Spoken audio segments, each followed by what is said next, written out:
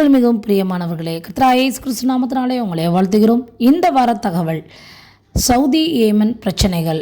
Saudi, துருக்கி, பாகிஸ்தான் 3 நாடுகள் இணைந்து டிஃபென்ஸை உருவாக்கியிருக்கிறாங்க.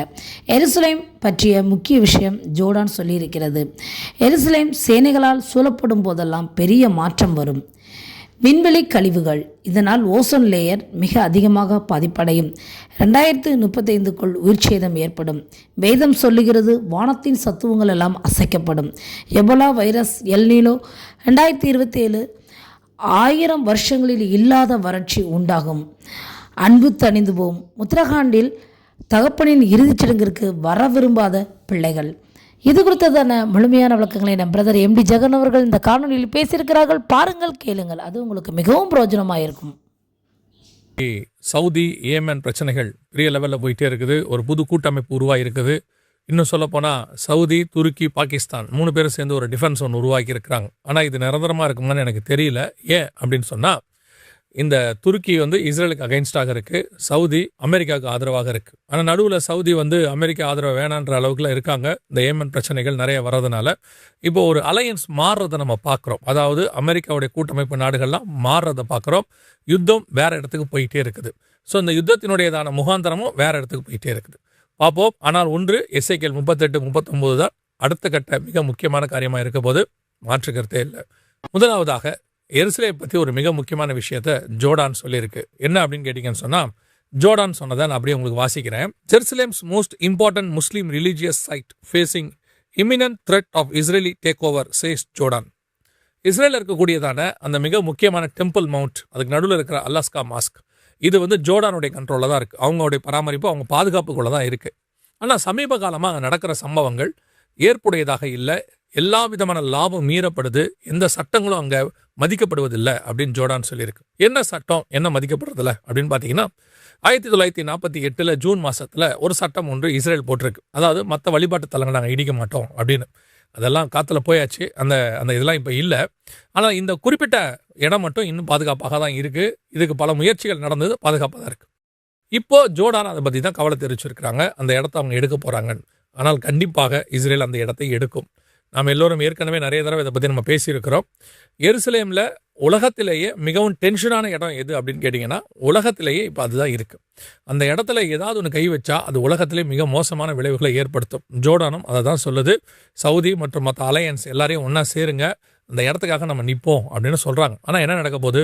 கண்டிப்பாக அந்த இடத்தை வெகு சீக்கிரத்தில் நம் ஜென்ரேஷன், நம் காலத்தில் யூதர்கள் அதை கையில் எடுப்பாங்க. அவங்களோட 3வது தேவாலயத்தை அங்கே கட்டுவாங்க. கட்டுறதுக்கு முன்பதாக அந்த அல்லாஸ்கா மாஸ்க், அதை ஏதாவது ஒன்று அவங்க செய்வாங்க.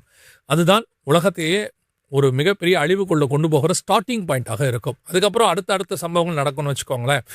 எப்பப்பெல்லாம் எருசலேம் சேனைகளால் சூழப்படுதோ அப்பப்பெல்லாம் ஒரு பெரிய காரியம் நடக்கும். இது 1ஆம் நூற்றாண்டில் இயேசு கிறிஸ்து சொன்னது, எருசலேம் சேனைகளால் சூழப்படும். அங்கே ஆரம்பித்து இப்போ வரைக்கும் 1967 எருசலேம் சூழப்பட்டது, எருசலேம் யூதரால் கைக்கு போச்சு. 1948 இஸ்ரேல் சூழப்பட்டது, மிகப்பெரிய யுத்தம் வந்தது. இப்போ திருப்பி எருசலேம் சேனைகளால் சூழப்படுகிற காலகட்டம் வந்திருக்குது. ஸோ இதுக்கப்புறமும் நடக்கும். வருகைக்கு பின்னாடி பகிரங்க வருகையில் எருசலேம் சேனைகளால் சூழப்படும், அந்திகிறிஸ்துவின் ஆட்சியின் முடிவில். அதே மாதிரி ஆயுதவ அரசாட்சியிலும் இப்படி முடியும். எல்லாரும் சூழ்ந்து கொள்வாங்க அப்படின்னு இருக்கிறது. ஸோ எருசலேம் சேனைகளால் சூழப்படுகிற காலகட்டம் வரும்போது இது நடக்கும். இப்போ எருசலேமை முழுவதுமாக டேக் ஓவர் பண்ணுறது, குறிப்பாக அந்த இடத்த டேக் ஓவர் பண்ணும் அப்படிங்கிறது தான் இஸ்ரேலுடையதான மிக முக்கியமான வேலை. ஏன்னா அவங்களோட 3வது தேவாலயத்தை அங்கே கட்டணும்னு அவங்க பார்க்குறாங்க. அங்கே அதுக்கான மிக முக்கியமான இடத்துக்கு உலகம் வந்திருக்கு. நான் இந்த 3ஆம் உலக யுத்தத்தை பற்றி பேசணும்ல, அது இந்த இடத்துக்குள்ள தான் நிற்க போகுது. இதோட அப்டேஷன்ஸ், இதோட அடுத்த காரியங்களை வருகை தாமதிக்க நேற்று வரல உங்களுக்கு நாங்கள் சொல்கிறோம். நம்ம இப்போ அடுத்த மிக முக்கியமான விஷயத்தை இப்போ நம்ம பார்க்க போகிறது என்ன அப்படின்னு கேட்டிங்கன்னா, மனிதன் ஏற்கனவே இதை பற்றி நம்ம நிறைய சொல்லியிருக்கிறோம். ஆனால் இப்போ அதோட அப்டேட் கூட நீங்கள் வச்சுக்கலாம். மனிதன் கையில் ஆண்டவர் பூமியை கொடுத்தாரு.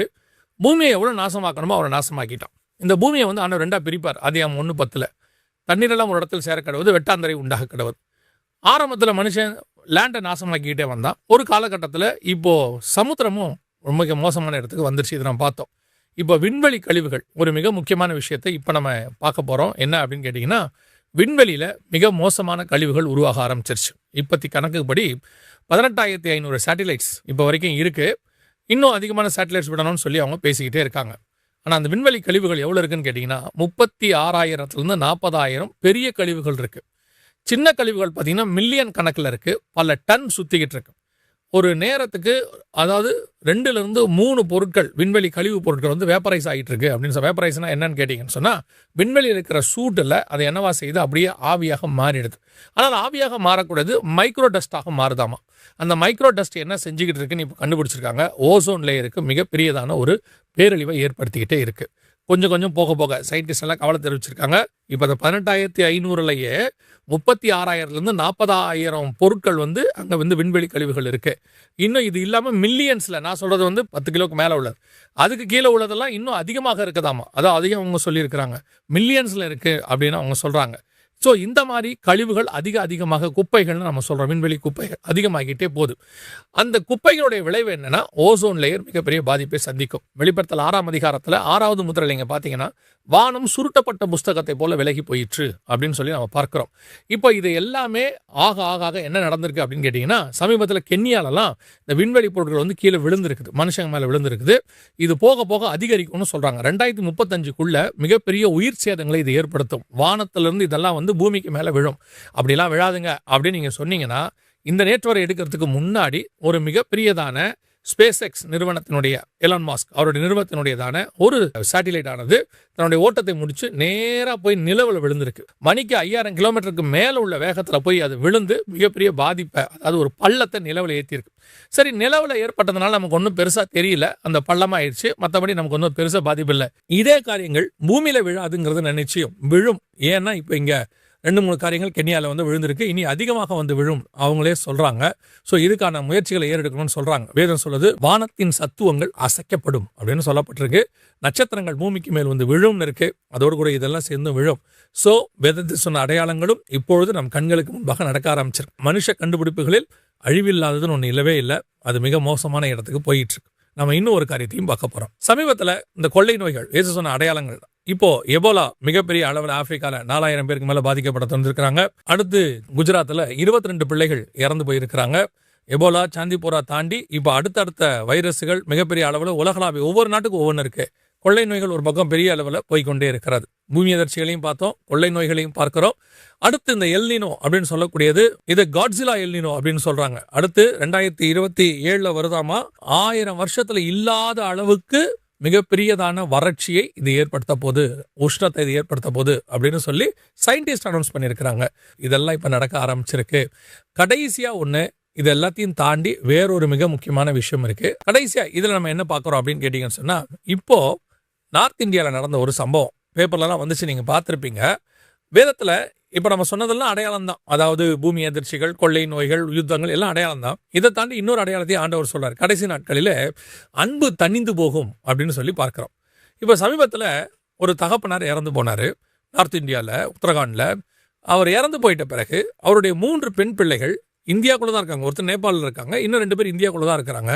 மும்பையில் ஒருத்தர், பக்கத்தில் ஒருத்தர் இருக்கிறாங்க. இவங்க யாருமே அந்த டெத்துக்கு வரல. ஏற்கனவே இவரை கொண்டு போய் என்ன பண்ணியிருக்கிறாங்க, முதியோர் இல்லத்தில் விட்டுருக்கிறாங்க.